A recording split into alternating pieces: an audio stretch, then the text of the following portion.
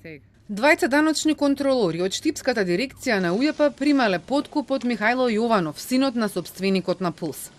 Му јавувале кога ќе има ненајавени контроли, а за возврат добивале подароци и друга имотна корист, соопшти обвинителството, кое предлага притвор за двајцата. Според информациите на телна меѓу нив е и Драган Паунов, брат на претседателката на кривичен Даниела Димовска. 6 даночни инспектори и управници од дирекциите на УЈП во Штип и Струмица пак се осомничени за злоупотреба на службената положба.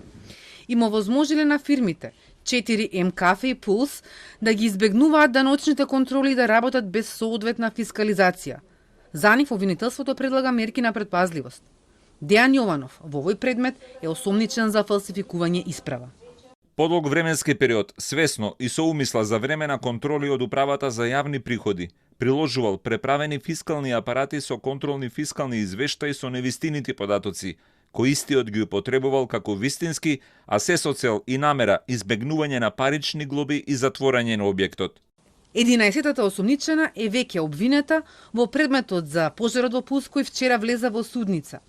Инспекторка од Државниот пазарен инспекторат за оддавање на тајна, затоа што откривала информации за ненајавени контроли.